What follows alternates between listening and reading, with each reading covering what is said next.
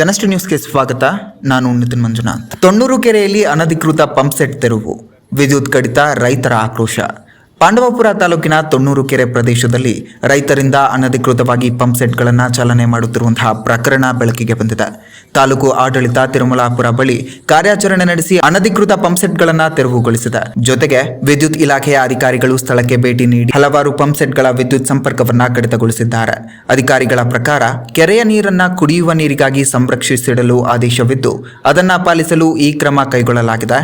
ಕುಡಿಯುವ ನೀರಿನ ಸಂರಕ್ಷಣೆಗೆ ಒತ್ತು ನೀಡಲಾಗುತ್ತಿದೆ ಎಂದು ಅಧಿಕಾರಿಗಳು ತಿಳಿಸಿದ್ದಾರೆ. ಆದರೆ ಈ ಕ್ರಮಕ್ಕೆ ರೈತರು ತೀವ್ರ ಆಕ್ರೋಶ ವ್ಯಕ್ತಪಡಿಸಿದ್ದು, ಬೆಳೆಗೆ ನೀರಿನ ಕೊರತೆ ಎದುರಾಗುವ ಆತಂಕದಿಂದ ಕೆಲವರು ಆತ್ಮಹತ್ಯೆ ಎಚ್ಚರಿಕೆಯನ್ನು ನೀಡಿದ್ದಾರೆ.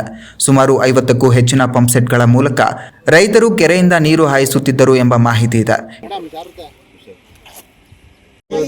ಕೆರೆ ಇಲಾಖೆಲಿ ನಿಮ್ಮ ಮುಳುಗಡೆ ಎಷ್ಟಿದೆ ಸರ್? ಕೆರೆ ಬಿಟ್ಟು ಸ್ವಂತ ಭೂಮಿ 1000 ಎಕರೆ ರೈತರು ಹೋಗಿದೆ. ಪರಿಹಾರ